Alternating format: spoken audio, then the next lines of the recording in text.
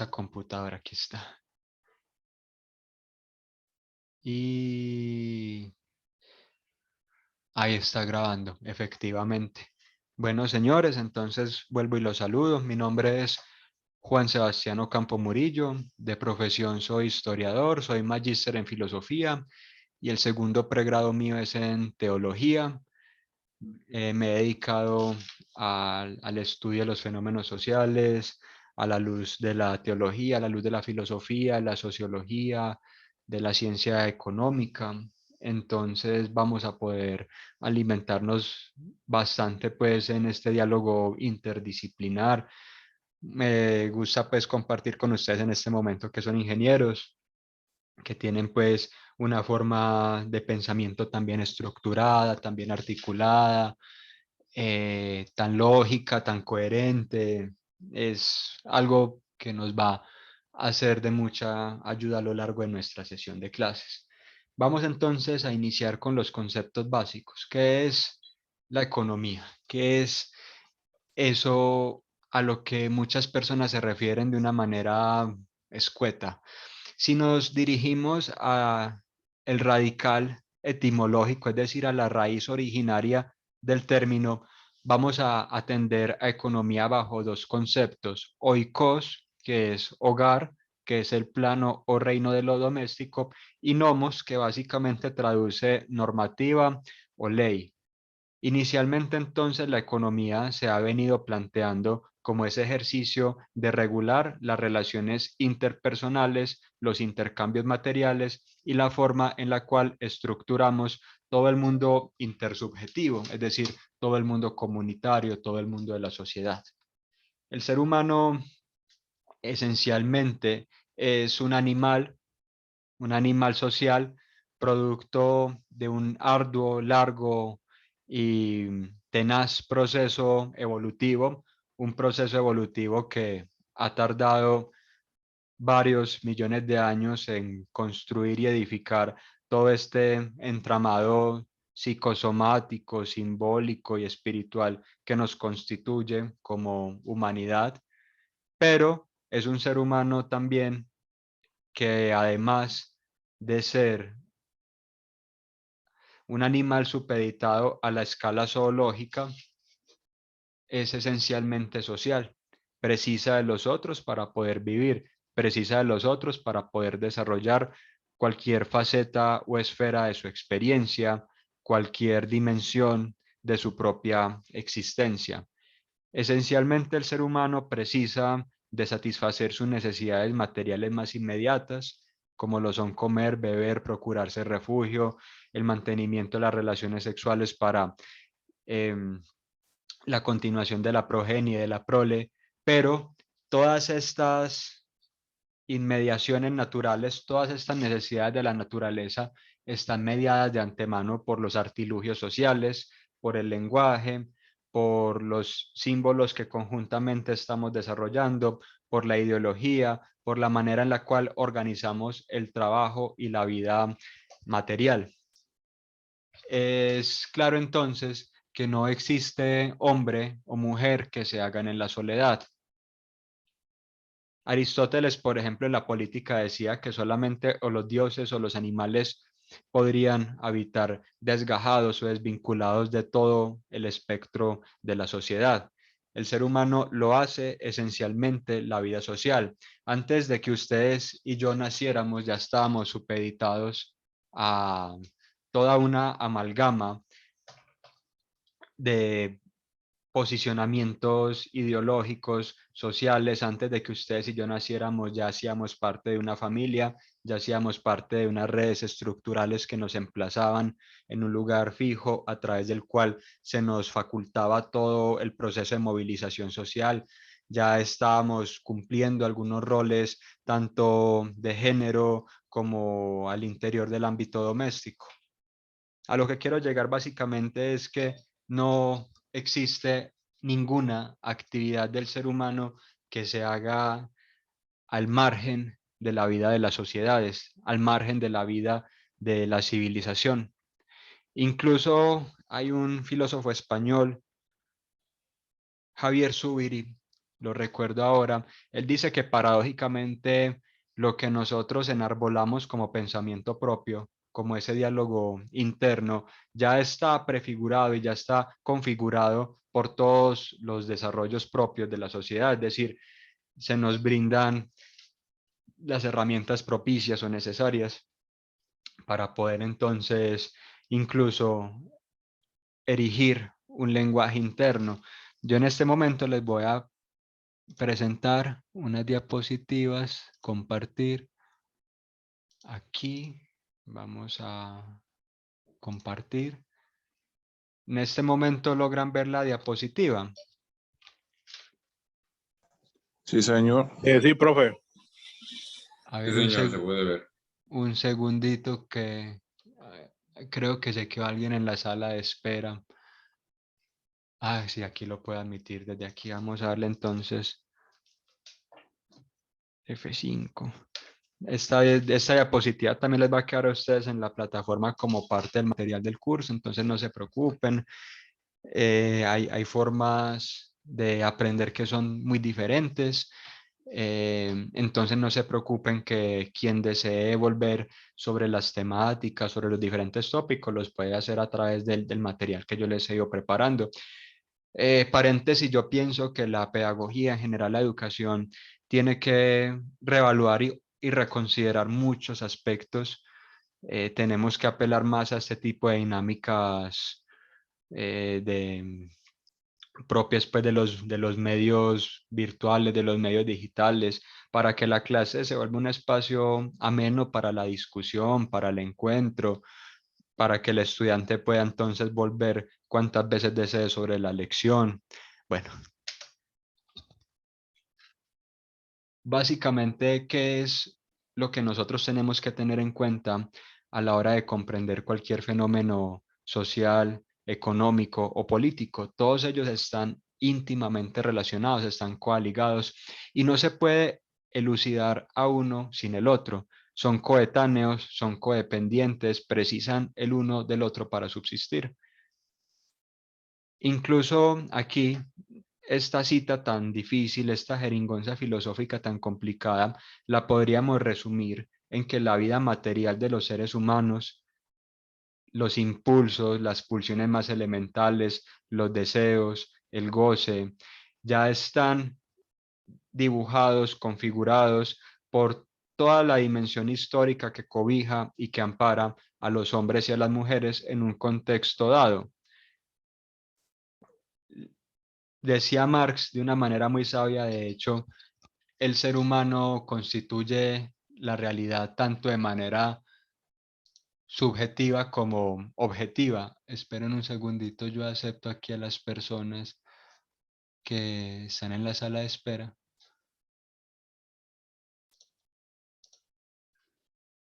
Por subjetivo, entonces queremos decir que aquello que nos es propio, nuestros propios pensamientos, las prácticas individuales, los deseos singulares, los sentimientos más particulares, dan pie para que se estructure una realidad más compleja. Me explico.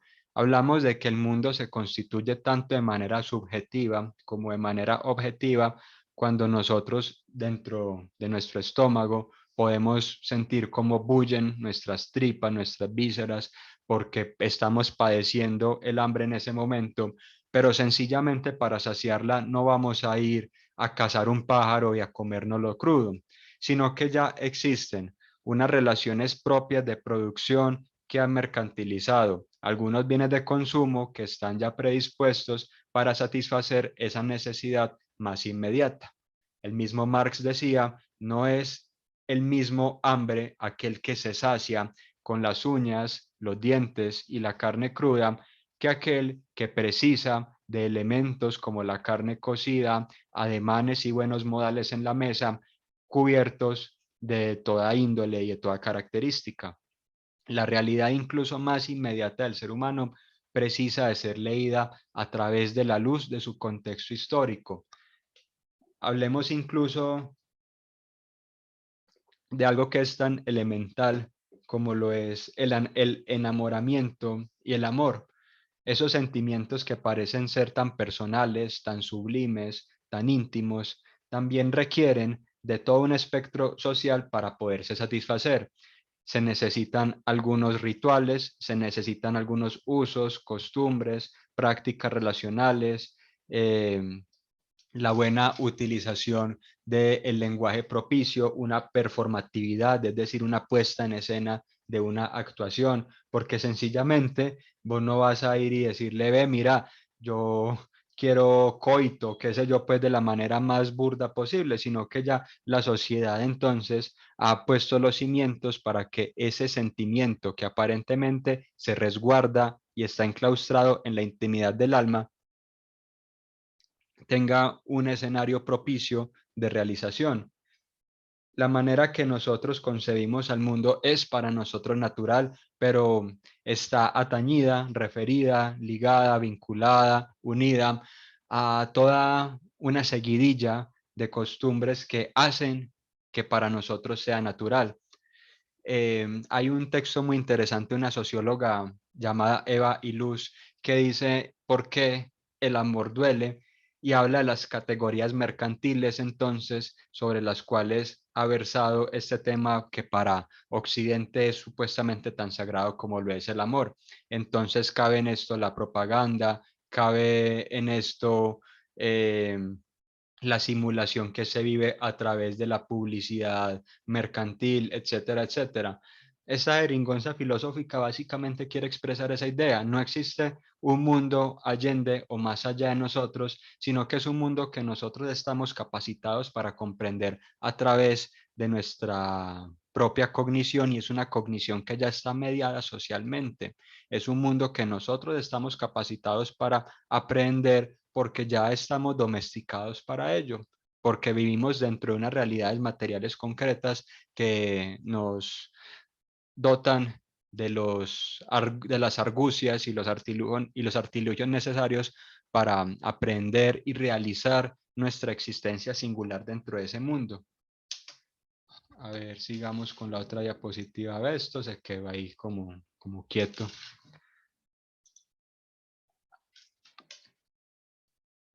Para este pensador alemán, que fue importantísimo a la hora del desarrollo de la teoría económica moderna, la conciencia no se puede desgajar, no se puede desvincular de la producción de los medios de subsistencia material. El ser humano constantemente se está representando en su propio trabajo.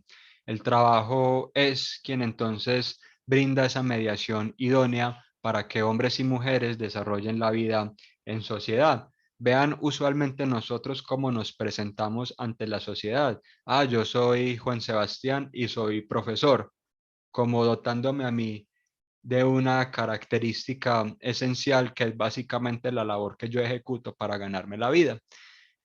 El trabajo entonces es lo que nos vincula a las relaciones sociales, la manera en la cual los seres humanos han forjado y esculpido sus herramientas, la manera en la cual los seres humanos han impulsado la progresión de los desarrollos tecnocientíficos para entonces comprender a la naturaleza, manipular a la naturaleza a gusto para satisfacer las necesidades sociales. Eso lo van a ver ustedes un poco en el video, pues si quieren verlo también es opcional. El hombre no es otro animal que debe adaptarse trágicamente al entorno natural. El ser humano adapta el entorno natural de acuerdo a las necesidades sociales. Hay un geógrafo muy interesante de principios del siglo XX que se llamaba Eliseo Reclus y dice, el paisaje es objetivo para todos. Yo por acá en Medellín estoy situado entre las dos cordilleras, en un sistema montañoso que es considerable. No obstante, la manera entonces la cual el ser humano avisora su paisaje, comprende su relación con el medio y el entorno natural, es lo que permite entonces transformarlo de acuerdo a las necesidades sociales. El paisaje, el espacio, no es algo que simplemente se habita de manera ingenua, sino que es algo que se construye en el día a día. Hay paisaje, hay espacios para el ocio, para el trabajo, hay espacios de lo sagrado, hay espacios de lo profano. Esto quiere decir este pensador Hegel con este primer punto. Dentro de su comprensión de la vida, una vez que las necesidades más primigenias, las más elementales, se han satisfecho, casi no conjugo bien ese verbo, es entonces que la humanidad debe de empezar a cimentar las bases para eh, el desarrollo de una vida social cada vez más compleja, una segunda naturaleza que es ética y que es social, en donde están íntimamente e ineluctablemente coaligadas las costumbres aprendidas y también el dinamismo de la vida social. Es entonces que para este pensador se desarrollan instituciones como la familia, que no es algo que es inmutable, sino que cambia con el tiempo, cambia de acuerdo con nuestra visión de mundo, cambia de acuerdo con las relaciones materiales existentes. Y con el advenimiento entonces de la propiedad, de las redes de cooperación, de la organización práctica, del trabajo social, entonces deviene subsecuentemente la organización de la política. La política es básicamente en donde el hombre pone en marcha las creencias socialmente establecidas para entonces regentar, regir, enseñorearse, posicionarse como soberanos sobre la vida material. En la política, entonces, palabras más, palabras menos, se organizan y se da forma a los negocios concretos de la sociedad. Es por eso que este es un elemento tan esencial que hay que comprender. La política no es sencillamente ir y votar cada 4 años o ir y elegir al presidente y a la Cámara de Representantes y al Senado. Y bueno, eso es una de las partes integrales de la política. La política es relación, es religación, es vinculación, es comunidad. La política es aquello que arquitectónicamente nos brinda una identidad grupal. No se puede entonces desgajar de las relaciones económicas y de las relaciones sociales más concretas.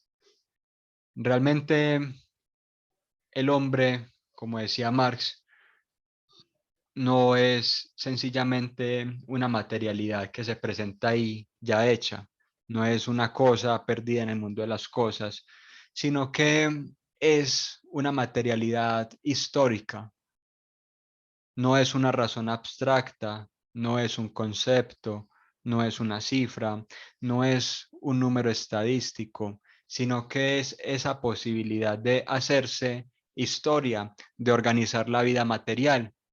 La naturaleza, aquí lo dice, no se entiende como algo exterior únicamente, sino como una identidad entre lo objetivo y lo subjetivo.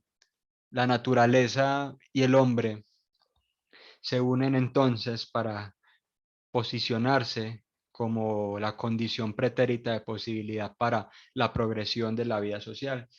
Explico este punto que puede ser un poco complejo. Supongamos que nosotros llegamos a un paraje tropical que desconocemos y ahí ya estaba una comunidad habitándole, desarrollando cada una de las facetas de su vida, organizando entonces su sociedad a partir de sus propios parámetros. Ellos van a tener una comprensión distinta de la naturaleza a nosotros foráneos. Allí es donde está esta cuestión interesantísima. Decía, por ejemplo, el filósofo alemán Martin Heidegger, el Rin, el río alemán, es igual para todos los ojos que le ven. No obstante, para el poeta y para el ingeniero se presentan como algo diferente. Para el poeta puede ser como una representación o un símbolo de la libertad de la naturaleza, de las intempestivas fuerzas del cosmos, de lo imparable de la vida natural. Para el ingeniero puede entonces propender hacia una serie de procesos de tecnificación que procuren por establecer los materiales y los conocimientos precisos para el desarrollo de la energía hidráulica. La relación entonces del hombre con la naturaleza es una relación histórica. Por ejemplo, Marx concebía entonces que la mano, el ojo, en todo caso, los sentidos diversos que se agolpan dentro de la corporalidad humana son sentidos que ya están configurados de acuerdo con las interacciones sociales. Nosotros estamos diseñados de acuerdo a las categorías evolutivas de la naturaleza para propender hacia una visión estereoscópica, es decir, hacia una visión frontal que más o menos nos permita abstraer los elementos o las características propias de un objeto. Sin embargo, esa visión estereoscópica está aunada a que no solamente yo soy capaz de captar un objeto, sino que soy capaz de captar su funcionalidad. Entonces tomo el lápiz, veo una serie de características que propician su estructura como un lápiz, pero también entonces, de acuerdo a mi aprendizaje y de acuerdo al, al condicionamiento social, yo soy capaz de elucidar que este lápiz es proclive de ser utilizado como una herramienta de estudio para transcribir las ideas que están en mi cerebro en un formato legible que sea capaz de ser efectivamente leído por otra persona. La vía económica realmente compete todo esto. Nosotros no estamos moviéndonos en un mundo que es inerte, sino que estamos movilizando nuestra existencia dentro de una capa de realidad que es absolutamente dinámica. No se crean entonces mercancías como por ejemplo este celular o esta cámara que yo estoy empleando en este momento de una manera ingenua, sino que suplen una necesidad que ya está constituida por la vida social. Que yo en este momento, por ejemplo, esté ejecutando mi labor docente, implica que en yuxtaposición a ello ustedes están ejecutando su labor o su trabajo como estudiantes. Volvemos entonces al inicio, el ser humano está incapacitado para realizarse en soledad. El materialismo filosófico de Marx, que es donde está afincada toda su teoría económica, no es pensar a la materia como algo allende a la conciencia, como algo ajeno a la conciencia, sino que es algo constituido esencialmente por la conciencia en relación con el trabajo colectivo. Volvemos otra vez a los mismos ejemplos. Todos estos objetos de los cuales entonces yo dispongo no son materia inerte para mí, no son incognoscibles, no son algo irreconocible, son algo que yo he podido conocer porque se me ha habituado, domesticado, domeñado, enseñado para ello. De lo contrario sería algo ignoto, sería algo que sería propenso de ser ignorado y ya. Este pensador Feuerbach, de una manera pues muy astuta, decía que el secreto de la humanidad y de sus grandes elucubraciones o desarrollos mentales está en su propia relación material consigo mismo. Esto entonces pues ya lo hemos explicado. La naturaleza, comprendemos entonces que es en donde nosotros estamos desarrollando nuestra vida actual. No es una identidad metafísica, no es un principio ontológico, no es algo que está ahí dado y ya, sino que es algo que únicamente podemos aprender a través de nuestro paradigma de pensamiento. Claramente, un objeto va a caer a la Tierra a 9.8 metros sobre segundo al cuadrado.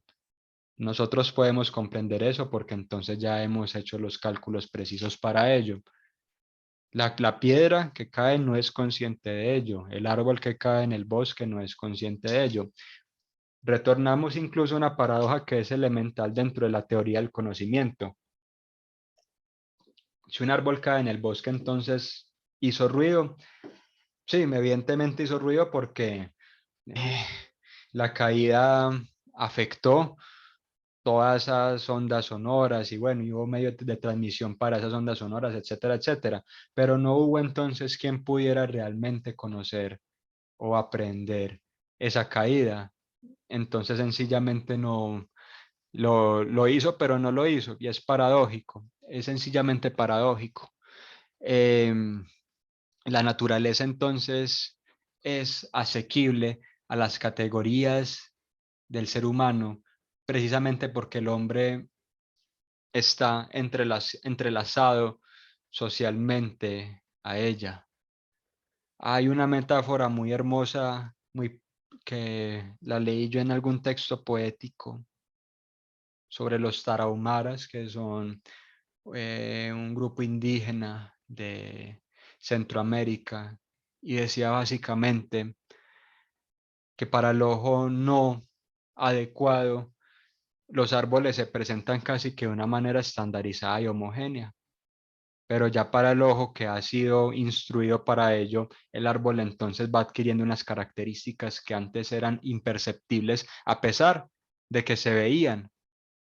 Entonces nosotros comprendemos que esto es un eucalipto, que esto es un tamarisco, que esto es un naranjo. Hay una historia interesantísima de Alexander von Humboldt, el explorador alemán que estuvo por acá en la Orinoquía, que viajó hasta Cuba, después hasta México. Y él entonces no veía en la naturaleza esa exuberante belleza tropical que de pronto podría percibir el poeta, sino que decía todos estos árboles son factibles de ser explotados por las manos más laboriosas y las mentes más industriosas de las metrópolis europeas. La naturaleza entonces es esencialmente un medio natural y social a la vez. Nos brinda la materialidad del hecho social, nos brinda la materialidad de nuestro sustento. El cerebro humano, de hecho, es producto de la evolución natural a la vez que la evolución social. Ha habido cambios histriónicos, cambios superlativos que han permitido el desarrollo, que han coadyuvado a la progresión de unos saberes conceptuales. Se sabe, por ejemplo, que el consumo de carne en la etapa, pues, del Homo ergaster hace unos cuantos millones de años, que la consolidación o la consagración de relaciones sociales también permitió el desarrollo del cerebro, que entonces la adecuación de la cabeza a la columna para la bipedestación también forjó entonces este equipamiento necesario para sostener al cerebro. El ser humano es esencialmente natural social, introyecta aquello que percibe, pero después también lo transforma en relaciones objetivas. Si yo, por ejemplo, entonces sostengo una moneda entre mis manos, yo podré decir, esta moneda está hecha de una combinación de estaño y algún otro metal, pero lo que hace que la moneda tenga valor es la relación social que está detrás de ella, es que existe un conjunto de seres humanos que creen fervientemente que detrás de ese pedazo de metal en donde están conglomerados el estaño y no sé cuántas aleaciones, hay un valor, hay una forma de valor, hay una ritualidad, hay una serie de prácticas. El trabajo, decía Engels, es la fuente de toda riqueza, afirman los especialistas en economía política. Lo es, en efecto, a la par que la naturaleza proveedora de los materiales que el trabajo convierte en riqueza. Pero el trabajo es muchísimo más que eso, es la condición básica y fundamental de toda la vida humana. Y lo es en tal grado, hasta cierto punto, debemos decir que el trabajo ha creado al propio hombre. Esto lo trabaja Engels en su obra El papel del trabajo en la transformación del mono en hombre. Él dice que después de que hubo una serie de cambios climatológicos en la sabana africana, en el oriente del continente africano, lo que actualmente vendría a ser Etiopía, que el primer ancestro o el ancestro primordial pudiese erigirse sobre sus dos patas traseras, propiciando la bipedestación, liberó a las manos para poder desarrollar trabajos cada vez más complejos. El trabajo no solamente entonces permite la transformación de la naturaleza, sino que nos transforma a nosotros como individuos y como sociedad.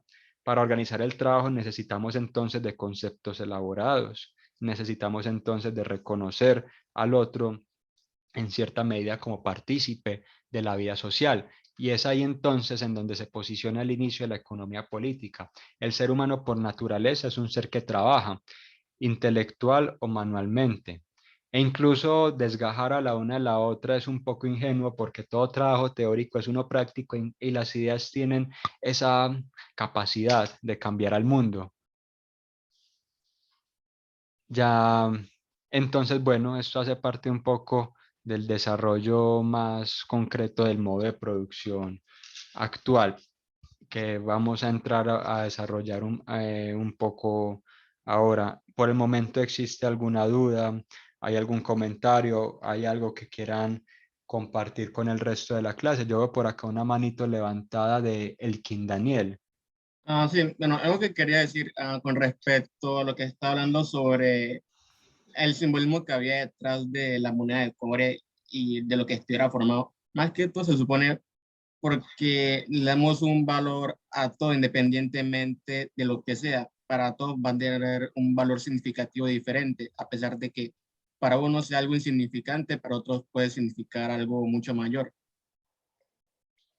Hey, la verdad es que me gusta mucho tu participación porque has dado con el punto esencial de lo que llevamos.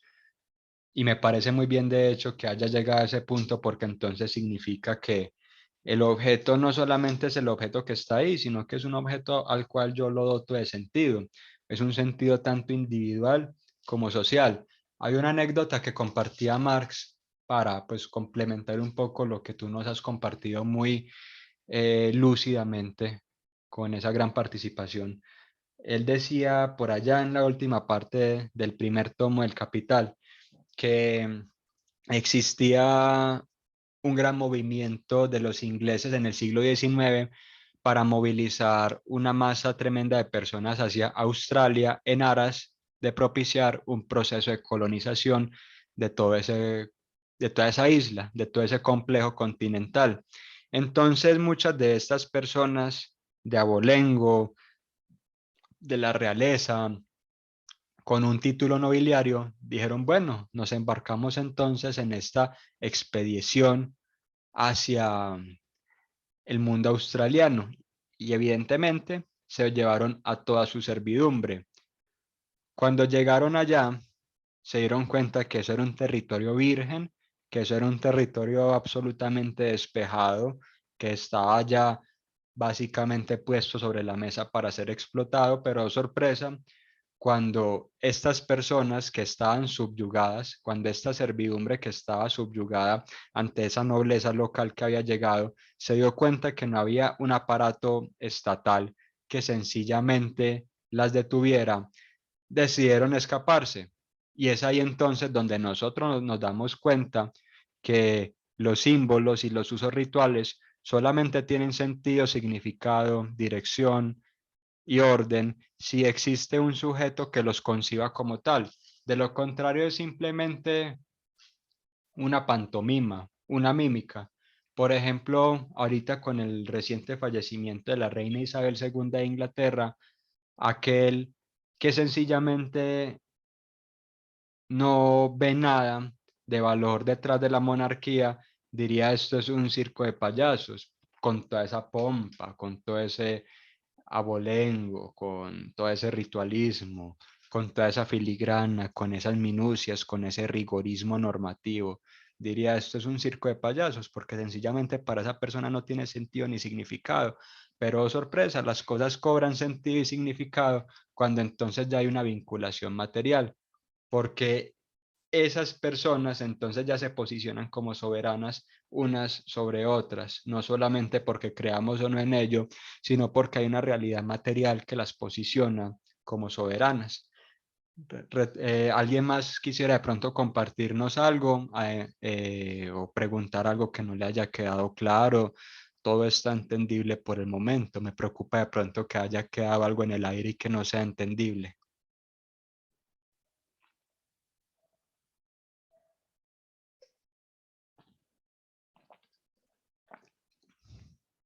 Bueno, entonces me parece que todo va por el momento marchando sobre ruedas. Dame un segundito por acá. Hasta aquí quería llegar. Deme un segundo, esto es importante, eso se los redacté yo. Vamos entonces a definir qué es una estructura social, por qué decimos que existe una estructura social. Esencialmente, las estructuras sociales y las relaciones sociales, a diferencia de lo que pensaban los economistas clásicos y aún los neoclásicos, no son procesos naturales que se forjan debido a las condiciones intrínsecas de la materia o a la propensión humana hacia la sociabilidad y el intercambio de bienes. Por el contrario, Marx decía, el conjunto de relaciones de los agentes de la producción entre ellos y con la naturaleza constituyen precisamente la sociedad bajo el aspecto de una estructura económica. Una estructura entonces está dotada de partes que son interdependientes, dependen una de las otras, están adosadas unas con otras, encadenadas unas con otras, tiene una lógica interna, tiene una coherencia que le es inherente, pero esta coherencia inherente está definida a través de cómo nosotros organizamos los medios de trabajo. Retornamos al principio y es necesario retornar siempre a ese inicio. El ser humano por naturaleza está entonces capacitado con las herramientas para satisfacer sus necesidades más inmediatas, pero para ello necesita de toda la organización de la sociedad, de los medios de trabajo, de las fuerzas productivas, y con ello se va creando entonces un conjunto de relaciones sociales de producción que dirime quiénes poseen los medios de trabajo y quiénes entonces solamente poseen su mano de obra o en sí mismos pues son constituidos como una herramienta de trabajo, y ahí es entonces en donde la sociedad se va dividiendo entre los poseedores de la riqueza y de quienes aquellos que, a pesar de que también participan dentro de la construcción de la riqueza social, no poseen los bienes que son producto de todo el trabajo de la sociedad, de todo el trabajo mancomunado de la sociedad.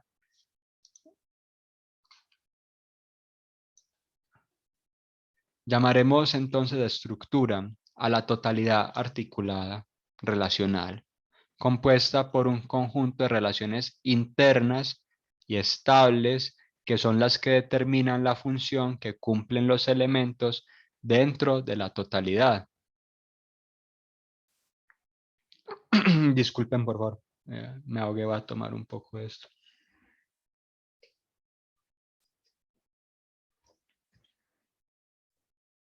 En la medida entonces en que el ser humano trabaja, no solamente produce una serie de mercancías o de productos dispuestos para el intercambio, sino que también se produce a sí mismo. Esto es algo muy tremendo de comprender, realmente es algo difícil de comprender, pero vamos a intentar desglosarlo un poco antes de meternos ya con algunas formalidades o con algunos criterios más específicos para evaluar un modo de producción. Cuando nosotros trabajamos, estamos produciendo y reproduciendo la esencia de la vida social. Cuando nosotros trabajamos, estamos legitimando con nuestra actividad material que subsista todo un entramado relacional e intersubjetivo de relaciones humanas, de relaciones basadas en quienes poseen la fuerza de trabajo y quienes no, etcétera, etcétera. Cuando nosotros trabajamos, estamos reproduciendo también ideológicamente un sistema de creencias que se entronca y cuya raigambre está dentro de la estructura material de la sociedad. Decía muy sabiamente Hegel, el rey no es rey simplemente por una naturaleza que le haya sido dada. Es rey en relación con alguien que se comporta ante él como un súbdito. El trabajo social, el trabajo establecido dentro de la vida social, dentro de un entramado cultural, también entonces requiere esa performatividad, requiere que nosotros fielmente estemos adheridos a él. Nosotros entonces, muy escuetamente, vamos a definir dentro de esta estructura a dos elementos clave que se entroncan y que están interconectados. Por un lado, tenemos a la infraestructura, que es el conjunto de las fuerzas productivas, es decir, las herramientas, las máquinas y la forma de cómo se explota el trabajo, la materialidad del hecho social. Por encima de esta infraestructura se superpone o se posiciona la superestructura, que no son otra cosa que las instituciones que detentan el poder y que de alguna forma u otra moldean la conciencia social histórica de los hombres. Podemos nombrar algunos elementos de esta superestructura como el Estado, la religión, los aparatos jurídicos, la escuela e incluso algunas manifestaciones de la filosofía. Estas no están desconectadas la una de la otra ni son independientes. Los pensamientos que nosotros tengamos no están desconectados de la amplísima realidad social que los ampara. Los pensamientos que nosotros tenemos están amparados en la materialización del hecho social, en una serie de cristalizaciones objetivas a las cuales nosotros podemos atender y que refrendan nuestro pensamiento singular. El aparato político entonces va regulando la vida de las sociedades, dictamina las leyes, dictamina patrones de conducta, dictamina predisposiciones comportamentales, qué está bien, qué está mal, va dibujando el camino para que nosotros instituyamos juicios valorativos sobre la bondad, sobre la verdad, sobre la belleza, sobre lo legítimo, sobre lo válido. El ser humano constantemente está entonces coordinando su pensamiento en torno a esto, pero sabemos que el pensamiento no es éter, no es algo emplazado por allá en la conciencia universal, más allá de las nubes, sino que es una realización concreta, un pensamiento concreto sobre algo. Eso pasa mucho dentro de la vida del día a día nuestro y nosotros no lo percibimos porque nos hemos dedicado a automatizar inconscientemente todos los procesos. Por ejemplo, yo no sé ustedes, pero a mí me pasa que cuando estoy descansando muy a gusto, me allana un sentimiento de culpabilidad. Decir, no estoy siendo productivo, estoy haciendo algo mal. Y es casi que como una culpabilidad religiosa, como una culpabilidad atañida al pecado.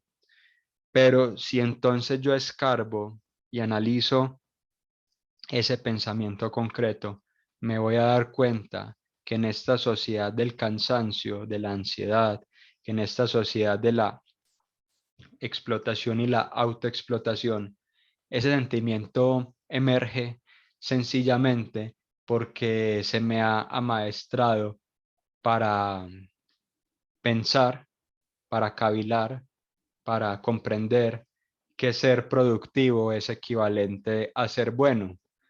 Eso lo trabaja muy bien un filósofo surcoreano llamado Byung-Chul Han en obras como La sociedad del cansancio, La sociedad de la transparencia.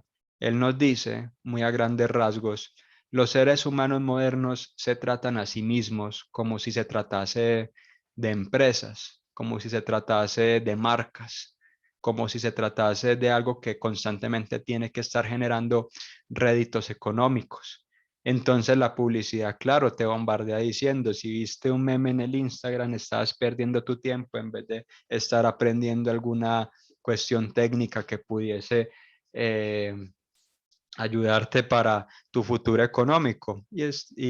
Hombre, pues claramente trabajar es esencial, lo hemos visto, pero se ha emasculado, castrado totalmente este espacio del ocio contemplativo, este espacio en donde nosotros podemos estar y establecer un diálogo interno con nosotros, con nuestros seres queridos, etcétera, etcétera. Vean entonces como un pensamiento que aparentemente es tan sencillo, que aparentemente es tan inocente, detrás de este hay toda una estructura relacional en donde están convergiendo todos estos aparatos políticos y morales con la vida material de los pueblos. De hecho, en esta sociedad de la selfie, por ejemplo, no sé si ustedes se han dado cuenta que nosotros constantemente estamos exhibiéndonos como si se tratase de una mercancía dispuesta para el consumo de los otros. Y podemos estar arguyendo que es detrás de una retórica empoderante, que lo hacemos por nosotros mismos y por nuestra autoestima, pero claramente, y lo sabemos muy en el fondo, estamos anticipando a unas dinámicas de consumo de relaciones humanas. Hoy en día ya la moda no es tanto el consumo de la mercancía como un hecho concreto, como decir, voy a comprar esto, qué sé yo, sino que ya el paradigma económico está volcándose hacia el consumo de experiencias. Entonces, con la membresía en el gimnasio no estás comprando una mercancía en el sentido más tradicional de la palabra, sino que estás comprando, por así decirlo, tu futuro cuerpo y con ello todo un estilo de vida. Y pasa así. Detrás de aquellas formas de actuar y de proceder que pareciera son muy inocuas, muy transparentes, muy evidentes, muy naturales, inconscientemente se está desarrollando todo un aparataje social, todo un aparataje social. Por neurología, nosotros sabemos que incluso el córtex prefrontal, que es en donde se desarrolla la capacidad humana, la física capacidad humana para que sintamos vergüenza, para que seamos prudentes, para que nos acoplemos a hábitos, a actitudes de la cotidianidad. Sería inadmisible que el córtex prefrontal incluso se desarrollara al margen de actividades significativas propias del entramado social de los hombres. ¿Cómo entonces vamos a saber si algo es prudente o no? Ahí está entonces otra esa relación entre sujeto, sociedad, naturaleza, entre hombre y mundo. Es aquí entonces que se concatena la infraestructura con la superestructura. Hay de pronto está más adelante, no recuerdo. Vamos a ver. Él está, aquí sí ya estamos en esta parte. Para que la estructura económica, entonces, la estructura de la sociedad, como un todo coherente, se mantenga, necesita de una ideología. La ideología es la necesaria opacidad de las relaciones sociales. En la ideología se nos muestra a la vez que se nos oculta. Esa actividad, entonces, de poder captar a la ideología evidencia empíricamente la existencia de la estructura. Estos autores clásicos van a asegurar que la ideología no solamente es una cosmovisión, no solamente es una visión introyectada del mundo, sino que es la visión introyectada del mundo de la clase dominante. Entonces, claro, se nos muestra a la clase dominante y a sus valores y a su sistema axiológico como los superhéroes de toda esta gran obra de teatro. La ideología, entonces, sabemos, vemos acá, necesita una predisposición interna y también de una externa, necesita de un marco jurídico, político y económico para desarrollarse, pero a la vez necesita que nosotros creamos que ese es el camino, que esa es la solución y que no hay nada más allá de todo eso. Esto es algo realmente jodido, es muy jodido porque constantemente se nos está enseñando que seguir la causa pro establecimiento, es decir, que seguir la causa, entre comillas, natural o el curso natural o el devenir normal de las cosas es un bien en sí mismo. Pero esta producción de ideas internas que nosotros tenemos sobre lo que es bueno, lo que es malo, está imbuida, está engullida en las garras de toda una relacionalidad histórica, de toda una relacionalidad histórica. Max Weber, por ejemplo, en su obra La ética protestante y el espíritu de la sociedad capitalista, que es una obra tremenda, de análisis sociológico, dice que el modo de producción actual basado en el lucro individual, en el ahorro, etcétera, etcétera, estuvo afincado durante mucho rato dentro de la comprensión personalista de la religión del mundo protestante. Ustedes van entonces a países como los Estados Unidos, en donde realmente la comprensión que ellos tienen de la libertad es una libertad que va hasta el extremo de lo individualista, de no, don't trespass, don't tread on me, no me moleste, no cuestiones mi libertad para poder expresarme, para poder ser o para poder estar o lo que sea. Vemos que ahí hay una creencia fuertemente construida para que el hábito social entonces se adecue a esto. Decía Marx de una manera muy idónea que la producción de las ideas y las representaciones de la conciencia aparecen al principio directamente entrelazada con la actividad material y el comercio material de los hombres, como el lenguaje de la vida real. Las representaciones, los pensamientos, el comercio espiritual de los hombres se presenta todavía aquí como una emanación directa del comportamiento material. Y lo mismo ocurre con la producción espiritual, tal y como se manifiesta en el lenguaje de la política, las leyes, de la moral de la religión, de la metafísica, etcétera, de un pueblo. Los hombres son los productores de sus representaciones, de sus ideas, pero los hombres reales y actuantes, tal como se hayan condicionados por un determinado desarrollo de sus fuerzas productivas y por el intercambio que él corresponde, hasta llegar a sus formaciones más amplias. La conciencia no puede ser nunca otra cosa que el ser consciente y el ser de los hombres en su proceso de vida real. Eso es un pequeño resumen de lo que hemos venido tratando en torno a la ideología. Cuando yo era muy pequeño, muy pequeño, por allá en el 2001, existía una serie que se llamaba The Lone Gunmen, que eran unos locos de por allá de los Estados Unidos que trataban sobre teorías de la conspiración, unos locos, pero los re locos, pues los hombres. Y por allá, el mes de marzo del 2001, ellos trataron un tema sumamente controversial. Ellos decían, Estados Unidos va a utilizar cualquier elemento que esté a su disposición para poder justificar un casus belli, es decir, la causa bélica en la conquista y la expoliación de recursos en todo ese territorio del Golfo Pérsico, el Medio Oriente.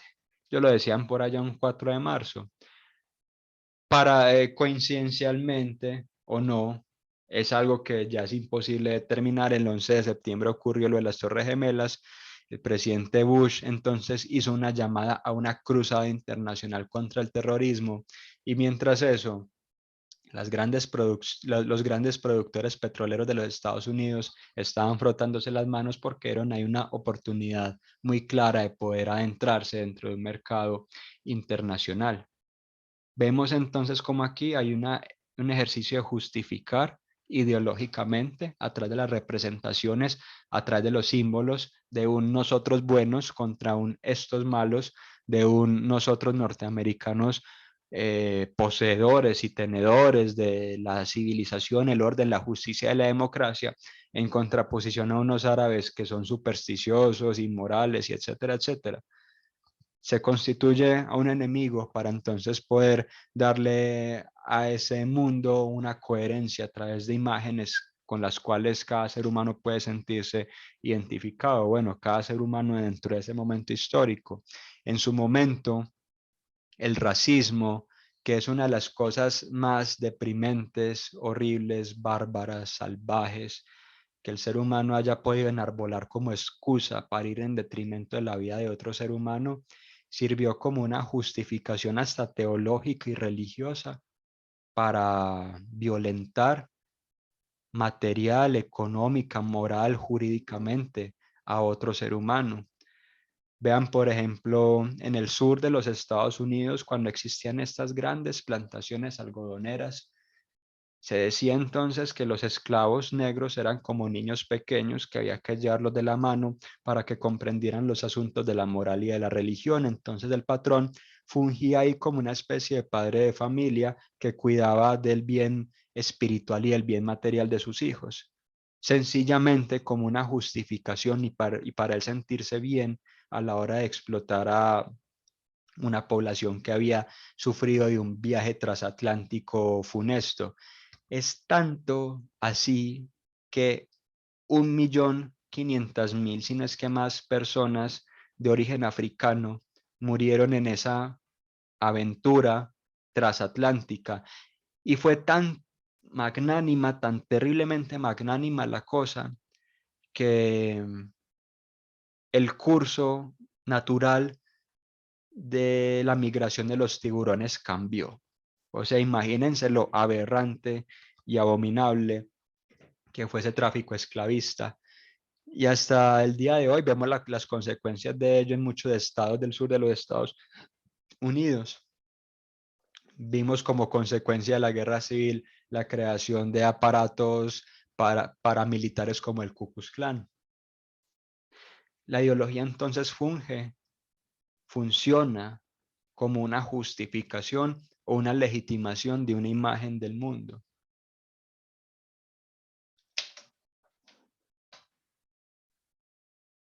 A ver, esto ya lo vamos a trabajar la próxima clase. Sí, esto ya lo vamos a traer la próxima clase. Viene en forma que ya esto implica cositas pues más específicas, vean. Ay, me quedó al revés esa tabla. Bueno, está bien, después la organizo. Pero vale, hasta el momento, ¿existe alguna pregunta o alguien quisiera aportarnos algún comentario? ¿Hay algo que no haya quedado claro? ¿Hay algo que quisieran compartir con sus compañeros? ¿Algún tema en específico sobre el cual quisieran discutir? Ay, se me acabó. Pues, profe, no es nada importante, pero esa información del tema de Estados Unidos y la forma de ver el mundo, yo creo que es algo peligroso hablar de ello en público, ya que usted sabe cómo se maneja este mundo y las personas que ya más tienen no quieren como arriesgarse a perder y pues unos pensamientos de estos es muy difícil como encararlos a la sociedad, pues pondría en riesgo como la vida y el perfil profesional y todo el historial que una persona haya luchado por obtener, se iría como al carajo, porque ellos les dieran carajo, ¿no es así? Sí, realmente yo te hallo razón en tus palabras. Es muy difícil afrontar una imagen de mundo que ya se tiene tan naturalizada y tan constituida, que ya se tiene como algo sagrado e inamovible. Eso ha pasado durante todos los periodos de la historia. Si ustedes de pronto le echan una mirada al videíto, entonces, por ejemplo, para garantizar el poderío del faraón en el antiguo Egipto, se tuvo que erigir un estandarte ideológico diciendo, Él es Dios, y como Dios entonces tiene un tutelaje sobre el resto de la población y dirime sobre los ritmos de la economía, se elevó el Estado hacia una glorificación sacral, se le revistió de un hálito de sacralidad, de un hálito de solemnidad, se le volvió algo innegable, algo que solamente sirvió para justificar la desigualdad social y la posibilidad de explotar de unos a otros. En la Inglaterra del siglo XIX, por ejemplo, se evidenciaron unos procesos de privatización de la tierra y para ello entonces tuvo que cimentarse la propiedad privada de los medios de producción como un bien sagrado, como un bien inamovible.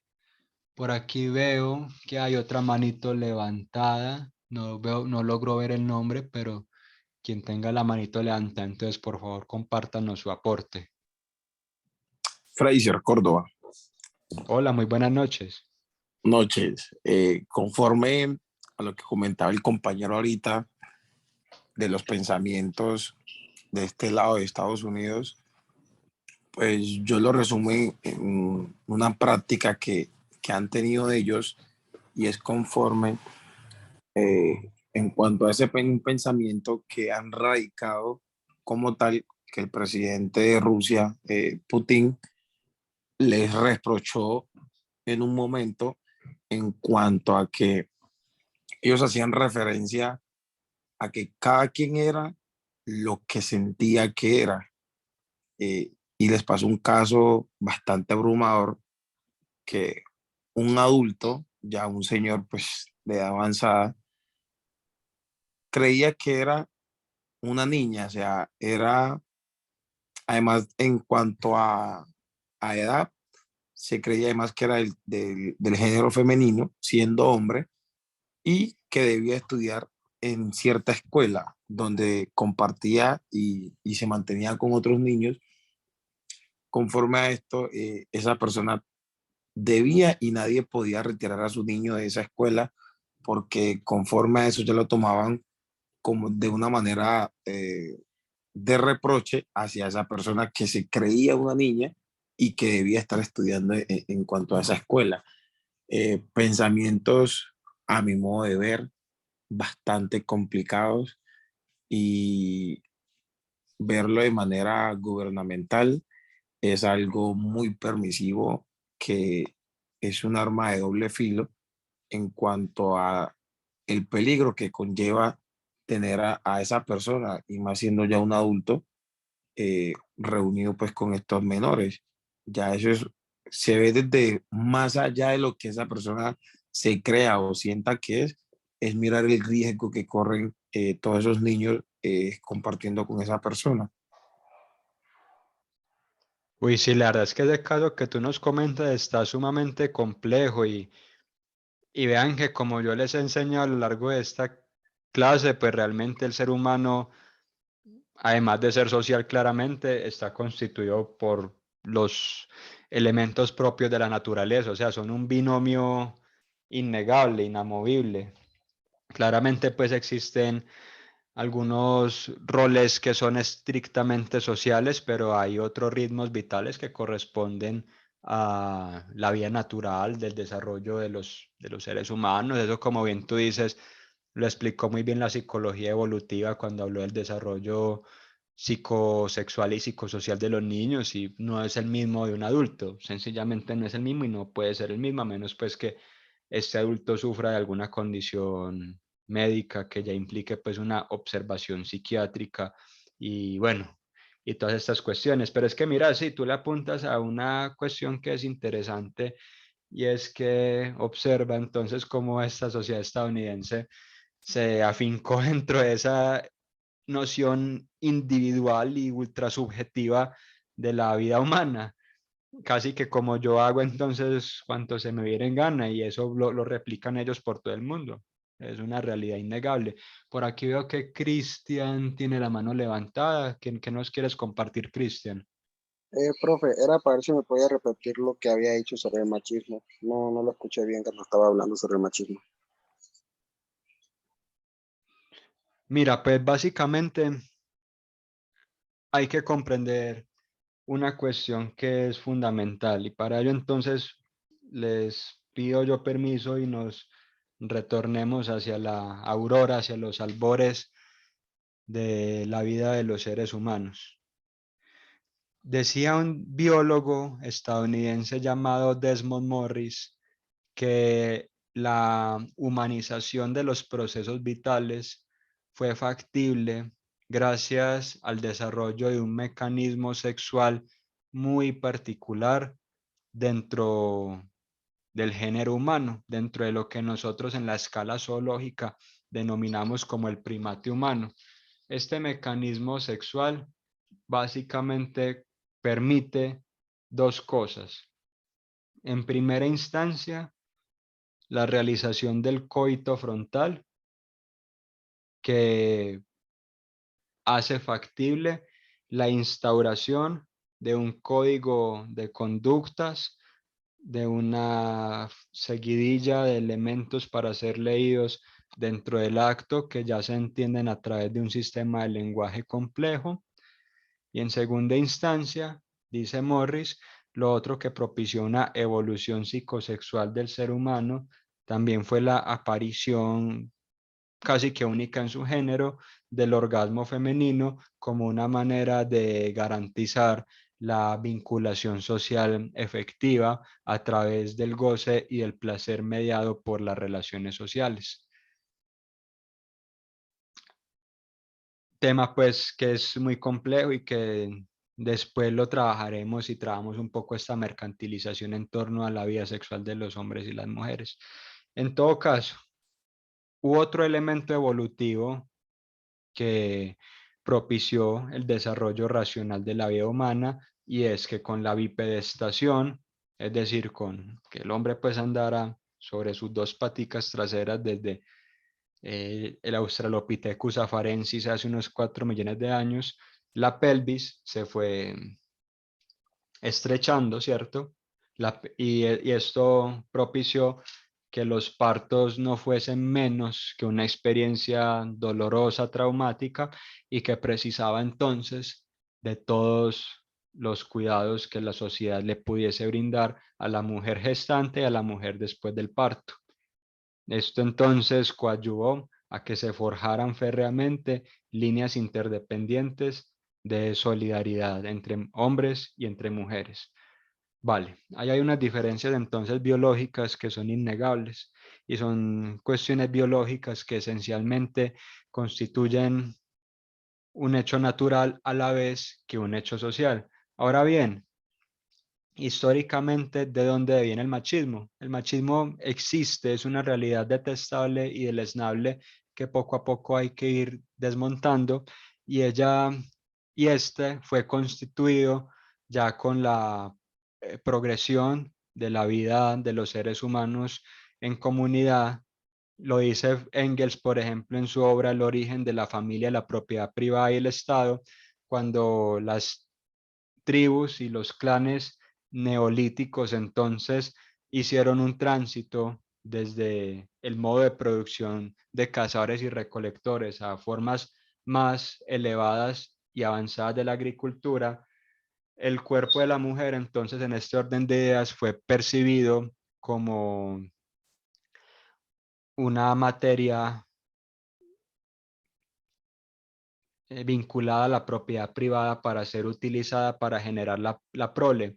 Entre los cazadores y los recolectores, la prole, es decir, los hijos de la mujer, podían desplazarse con su madre al lugar de trabajo, porque sabemos pues que al principio de la historia de la humanidad existía una división sexual de las labores: los hombres cazaban, las mujeres recolectaban, pero no había una desvinculación del hecho familiar. Bueno, en todo caso, con el nacimiento de la agricultura, con la instauración de la propiedad privada como una manera hegemónica de concebir a las relaciones sociales de producción, el cuerpo de la mujer entonces fue relegado al ámbito de la propiedad. Fue relegado al ámbito de la propiedad, y el derecho materno antiguo, que es trabajado, por ejemplo, por autores como Bachofen, que hablan de la matrilocación, es decir, del posicionamiento familiar en torno a la figura de la madre, y el matrilinealismo, es decir, la descendencia o la pertenencia al grupo a través del nombre propio de la madre, dieron paso hacia una sociedad eminentemente patriarcal basada en la acaparación de los excedentes de la producción gracias a la propiedad privada, y con ello entonces se desvinculó a la mujer del ámbito productivo y se la relegó simplemente pues al reino de lo doméstico. E incluso cuando ya la mujer pudo arribar hacia el reino de la producción pública y social, también se le terminó delegando todas las labores que de antaño eran suyas, como lo eran las de la maternidad. La maternidad que existe como un hecho natural, pero también como un hecho social, es decir, no es un instinto tan innato de los seres humanos, existe como una vinculación efectiva entre los dos. Entonces, el género, la raza, por otro lado, no se instituyen como únicamente hechos de la biología, sino también como hechos de las relaciones sociales. Hay un autor, por ejemplo,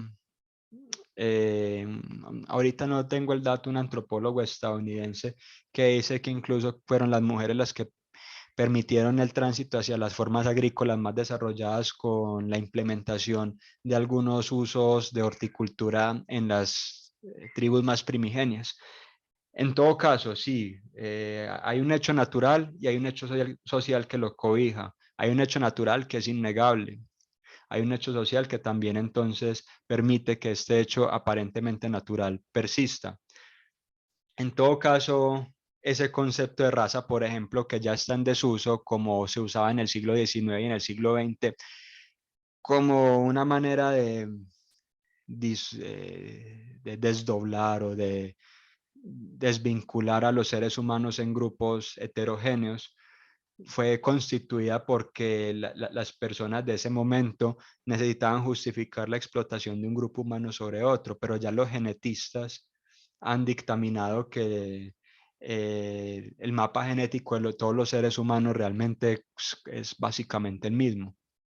Es el mismo, solamente hay unas diferencias fenotípicas que pues corresponden a la adaptación a un medio físico, a unos climas determinados, pero no constituye ni una diferencia radical en el comportamiento, ni una diferencia radical en la conducta, ni una diferencia radical en las habilidades o en los talentos. Es algo más de apariencia, pero sí, o sea, no se puede desgajar a una de la otra, ni el hecho natural, ni el hecho social, al menos en el mundo humano, al menos en el mundo humano. Yo por aquí veo que Elkin levantó la manito. ¿Nos querés compartir algo, Elkin? Sí, bueno, algo que aportar sobre, bueno, cómo es que se decía? Sobre en cuanto a lo natural, porque hay acciones que nosotros hoy en día como sociedad hacemos y las cuestionamos o las aborrecemos, pero hay veces que esas cuestiones provienen de algo natural, no que surgió así de un momento a otro y se dijo que tenía que ser así, sino que han venido evolucionando a través del tiempo con nosotros y han proporcionado como un modelo de vida o un estándar que, aunque algunas sean algo reprochables, así como el machismo o sobre la diferencia entre hombres y mujeres, son cuestiones biológicas y naturales las cuales no se pueden ir en contra de la naturaleza. Sí se pueden de cierta forma pensar y, bueno, pensarse de cierta forma y verle el lado positivo, pero también entender que si pasan es por algo, pero tampoco se pueden llevar a los extremos, como muchos hacen o piensan. Sí, Ah, Elkin, es cierto, es cierto. Yo estoy de acuerdo contigo. De hecho, hay diferencias que son innegables, eh, que son parte de un proceso evolutivo de mucho tiempo, de millones de años. Por ejemplo, hay, hay algo que permitió incluso que la vida de las sociedades humanas se desarrollara de la manera más idónea posible, y te lo comparto. Gracias por tu aporte. Eh,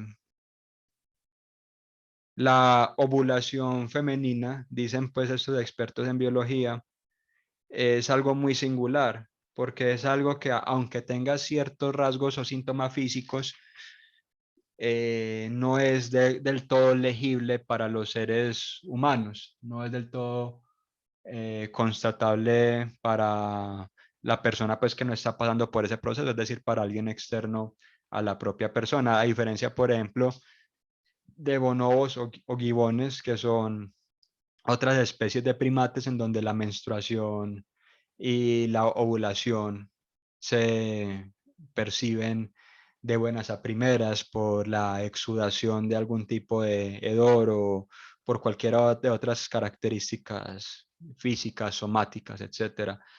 Que la ovulación femenina dentro de la especie humana, dentro del primate humano, esté oculta, corresponde a una necesidad muy interesante propia de la vida social de los hombres, y es que entonces así se garantiza o se propicia o se allana el camino para que se establezca un vínculo relacional más allá del ámbito reproductivo. Un vínculo relacional entonces basado en el reconocimiento, en el respeto, en reconocer las necesidades sexoafectivas del otro. Es muy interesante, sí, es un dato biológico innegable.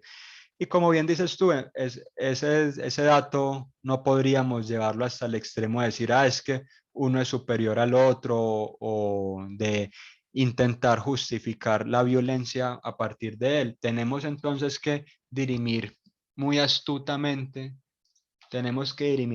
muy astutamente hasta qué punto va entonces algo en detrimento de la dignidad de la condición humana, porque claramente no somos un animal como cualquier otro. Somos un animal que es solidario, somos un animal que es racional, somos un animal que es capaz de ver, de cuidar al otro más allá de cualquier circunstancia. Más allá de cualquier circunstancia, no debemos de afincarnos en ninguna clase de discurso o ejercicio retórico para intentar legitimar la violencia o para intentar legitimar la exclusión sistemática de un grupo humano. Hay que ver entonces hasta qué punto es ideología y hasta qué punto realmente entonces corresponde a un hecho que es constatable. Había, por ejemplo, un biólogo que es famosísimo, ustedes seguramente lo reconocen por sus cursos de bachillerato, o si son pues afines a las ciencias de la biología, la taxonomía, que fue Carlos Linneo, un biólogo sueco del siglo XVIII, que estableció los parámetros entonces para poder clasificar a las plantas y a los animales, y entre los animales al animal humano, precisamente. Y él decía entonces que el blanco es más apto para trabajar que el negro es perezoso, que el asiático es misterioso, místico y no sé qué. Vean que detrás de ese ejercicio aparentemente tan científico y tan objetivo, ahí lo que había era un caldo de prejuicios tremendo, un caldo de prejuicios que ya la realidad misma se encargó de desbaratar, es que se encargó de tumbar por los suelos.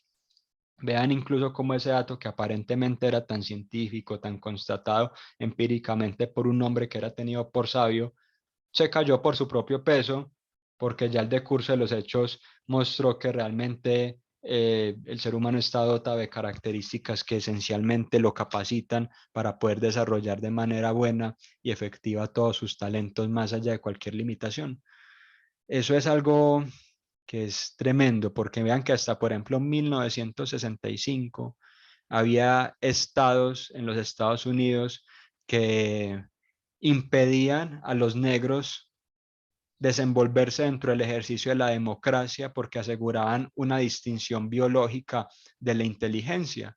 Y eso es algo absurdo, es algo horrible y es algo que el ser humano tuvo que ir desmontando. Yo les voy a dar un dato muy interesante, una antropóloga estadounidense llamada Margaret Mead. Ella decía, en alguna conferencia me preguntaron cuál era el origen de la civilización. Y entonces yo respondía que usualmente la réplica que muchos esperarían es que la civilización empezó con el uso de la cerámica, la transformación de los metales, con la familia patrilocal y patrilineal. Pero yo entonces le respondo que la civilización empezó cuando nosotros en algunos hallazgos arqueológicos encontramos que hay un fémur curado. Eso es muy diciente. ¿Cómo que hay un fémur curado? ¿Qué quiere decir este hecho arqueológico?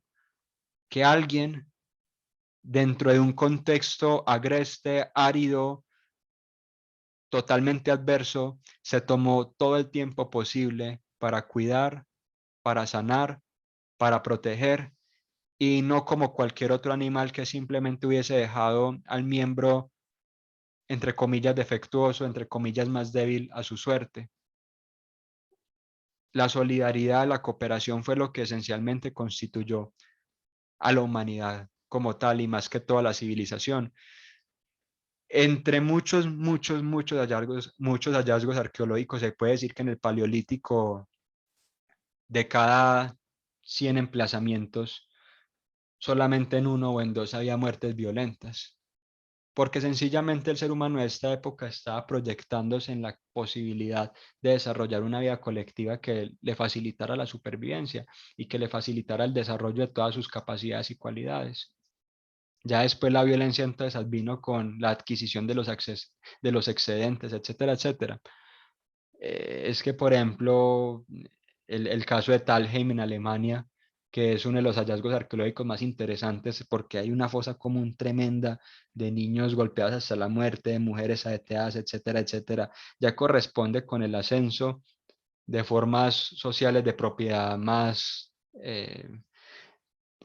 volcadas hacia los excedentes, Incluso, es muy interesante, sabemos que el hombre neandertal, que hace parte de otra línea evolutiva, que devino de Homo heidelbergensis, porque acuérdense que nosotros devenimos de Homo erectus, que hace 200.000 años se posicionó en el norte de África y después sufrió una serie de cambios demográficos que lo desplazaron por todo el orbe conocido. Sabemos que Neandertal tenía prácticas mágico-religiosas como las honras fúnebres y enterrar a sus muertos. La solidaridad con el muerto, la memoria colectiva, la solidaridad entonces con aquel que ya no existe y que persiste de todas formas en la memoria, es un rasgo característicamente racional y solamente puede ser propiciado por la vida social de los hombres. Incluso si nos vamos más hacia atrás, en el hombre de Pekín, hace unos 500.000 años, o sea, algo remoto en el tiempo, dimensionen hace 500.000 años, todavía había megafauna por ahí transitando. Sabemos que el hombre de Pekín abría un hueso en el occipital y devoraba todo el contenido de los difuntos, intentando como introyectar o interiorizar lo que el difunto había visto, sentido, pensado, como un ejercicio de memoria, de anamnesis, de recuerdo, de remembranza, de reminiscencia, de saberse parte de algo más allá de uno. Vean que es claro, el ser humano precisó de la vida social para hacerse. El ser humano precisó del otro, precisó de reconocerlo desde la etapa más elemental.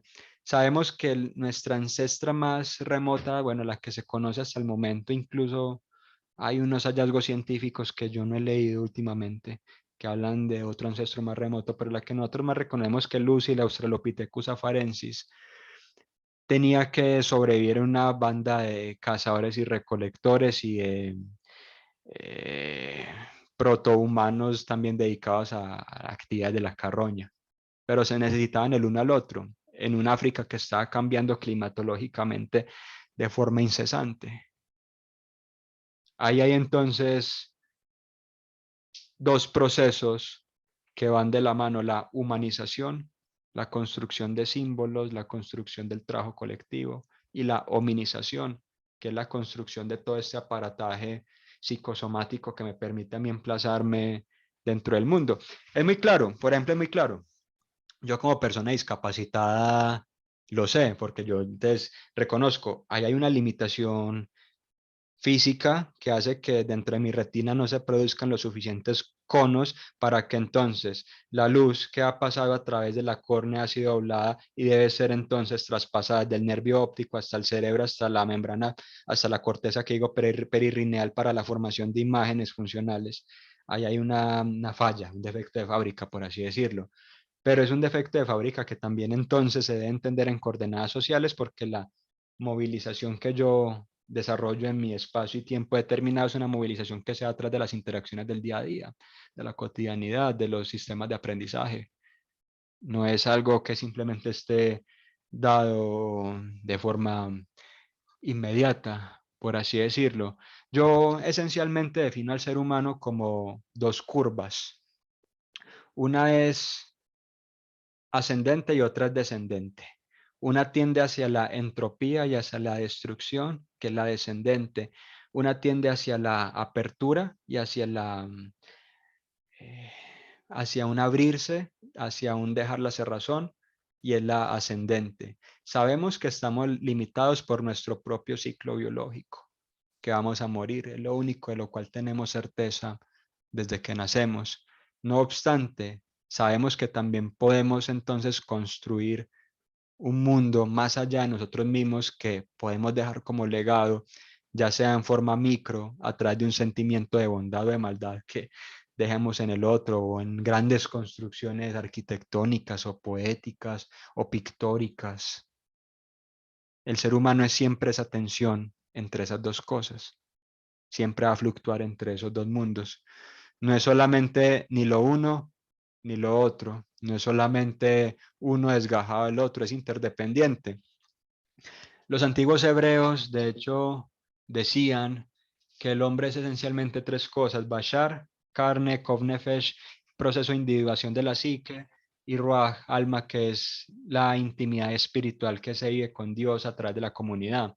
Y ellos decían, es una unidad interdependiente, no es un desdoblamiento en donde cuerpo y alma van separados, sino que es algo esencialmente monista, es decir, que está compenetrado, íntimamente compenetrado. Entonces eso es como lo que yo podría reflexionar sobre esa relación entre naturaleza y sociedad. Eh, Hay que comprenderla dentro de la vida humana como un conjunto que está en constante movimiento, que está dinámicamente movilizándose, y es lo que nos permite que humanamente propiciemos un escenario para el desarrollo de una vida digna, loable, buena, democrática y solidaria para todos, donde quepamos todos y en donde a cada quien se le dé acuerdo a sus capacidades y a su mérito y a lo que ha trabajado. Eso es realmente la esencia del hombre. Y eso es un curso de economía, pero vemos como la economía está revestida de todo esto. Alguien de pronto quisiera compartirnos algo más, quisiera desarrollar alguna idea que le haya llamado la atención. Saben que todos son bienvenidos a este diálogo. O si quieren, podemos dejar hasta acá y yo les mando pues el video por el correo. Ah, bueno, yo les iba a proponer algo. En el video yo trabajo pues varios temas, es algo pues muy opcional. Yo trabajo muchos temas de toda la historia pues del ser humano. Y si alguien quiere, puede tomar solamente un tema, escribir lo que le nazca en una página como, ay, profesor, yo reflexioné esto sobre el Imperio Romano o sobre la economía medieval, me llamó mucho la atención, y eso lo podemos tomar como un aliciente, como un beneficio para alguna nota que ustedes de pronto tengan por ahí bajita o lo que sea, o por una nota que quisieran mejorar. Sepan que a mí pues realmente no me gusta impartir miedo. A mí yo llevo dando clases desde los 21 años y tengo ya 26, y puedo decirles con plena certeza que nunca jamás nadie me ha perdido un curso, nunca jamás nadie lo ha perdido, porque para mí es muy importante la retroalimentación, el diálogo, la comprensión de los puntos de vista del otro. Pero eso sí, el trabajo consciente no tiene que ser pues la mega cosa o algo desfasado, sino muy consciente, algo que reflexione muy suyo, desde las lecturas, desde las clases, algo que realmente les nazca desde lo más hondo de las entrañas. Eso es lo único que yo pido. Entonces yo les voy a mandar el video y ahí entonces queda como el aliciente para mejorar alguna nota. Puede ser un 0.5, un 0.6 sobre la que consideren que quisieran mejorar o la que tengan más bajita. Entonces, bueno, si no hay nada más por decir, yo les deseo una muy feliz noche, muchas bendiciones. Espero descansen, que yo sé que esta jornada es ardua, es tremendamente difícil, no quiero atosigarlos.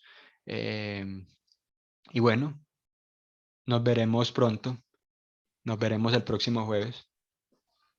Profe, Hola, claro, Profe, cuéntame. gracias. ¿hay posibilidad de correr la hora? Porque la verdad es que es bastante pesada ahora y tenemos que estudiar en la mañana. Y contame de pronto qué han pensado entonces sobre la hora. La horda, ¿cómo así? Qué han pensado entonces sobre la hora de la clase? Sí, para ver si se puede, pues, poner más temprano. No sé si los compañeros están de acuerdo. Pues habría que ver entonces qué piensan los compañeros.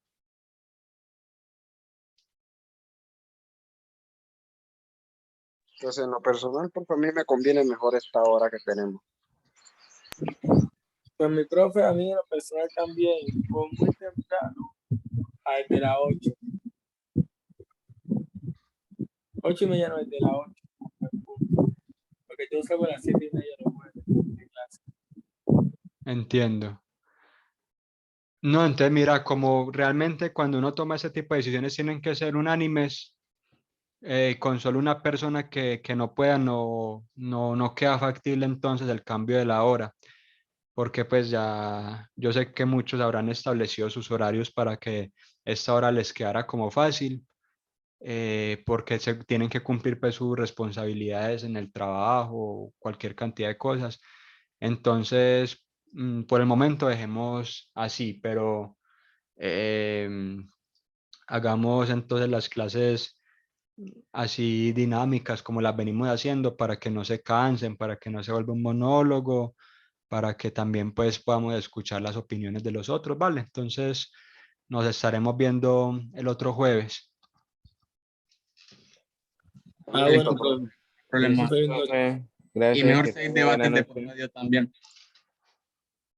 ¿Cómo es que? Y mejor si hay debates de por medio. Estos temas así, bueno, este tipo de clases así son chéveres, y más cuando hay debates de por medio, en donde la gente expone sus ideas. Ahí todo chévere. Sí, muy Abierto al chévere, muy debate. chévere. Bueno, chicos, entonces se me cuidan bastante. Mucho ojo por ahí. Pilas con esas lluvias que han estado como que tremendas por esos lados del Pacífico. Ya nos veremos. La lluvia no es, man. Listo, profe, hasta la próxima. Hasta la próxima. Listo, bro. Hasta Hasta la luego, próxima. se cuidan. Luego. Chao.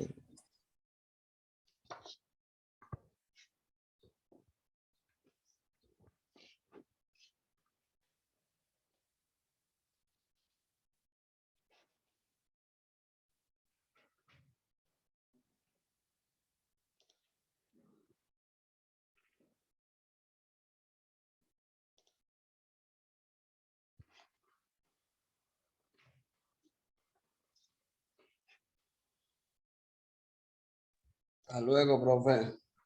Luego.